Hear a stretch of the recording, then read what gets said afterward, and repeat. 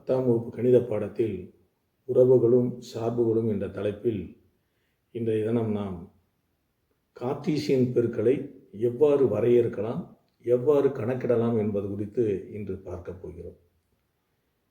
முதலில் நாம் எண் அமைப்புகளை நாம் தெரிந்து கொள்ள வேண்டும். நேச்சுரல் நம்பர்ஸ் என்று சொல்லக்கூடிய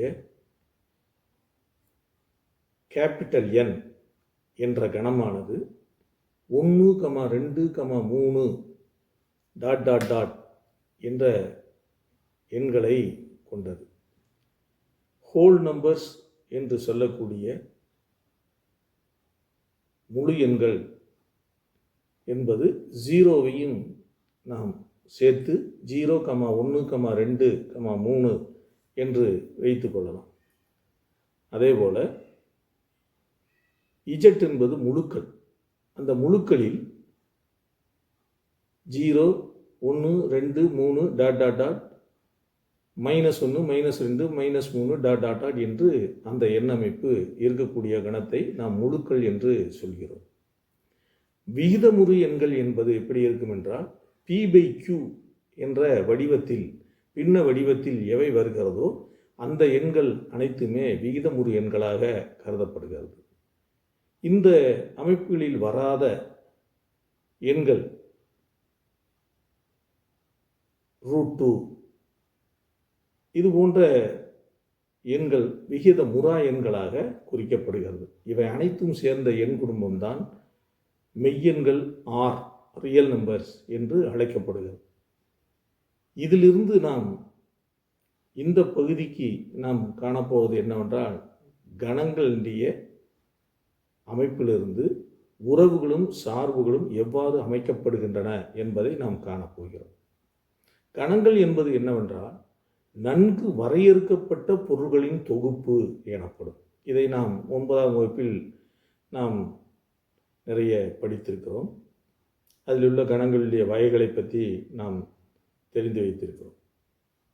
இந்த கணங்களிலிருந்து இந்த பகுதியில் நாம் கார்ட்டீசியன் பெருக்கலை எவ்வாறு நாம் வரையறுத்து கணக்கிடுவது என்பதை பார்க்கும் பொழுது நமக்கு மிகவும் அடிப்படையாக தேவையானது என்னவென்றால் வரிசை ஜோடிகள் என்னவென்று தெரிந்து கொள்வது. வரிசை ஜோடிகள் என்பதை நாம் எப்படி அமைக்கிறோம் என்றால் ஒரு திரையரங்கத்தில் 3வது வரிசையில் 5வதாக அமர்ந்திருக்கக்கூடிய நபரை 3, 5 என்ற ஒரு அடைப்புக்குள் அந்த எண்ணை குறிப்பிட்டால் 3வது வரிசையில் 5வது நபர் என்ன குறிக்கிறது. அதே 5, 3 என்றால் 5வது வரிசையில் உள்ள 3வது நபரை குறிக்கிறது. இது இரண்டும் ஒன்றல்ல என்பதை நாம் இந்த எளிய உதாரணத்தின் மூலம் தெரிந்து கொள்ளலாம்.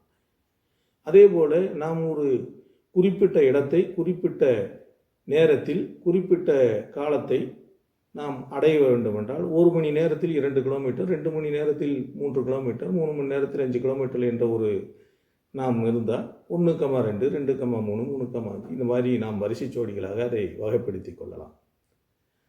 அதுபோன்ற வரிசை ஜோடிகளிலிருந்து நாம் எப்படி கார்ட்டீசியன் பெருக்கலை நாம் வரையறுக்கிறோம் என்றால் A cross B is equal to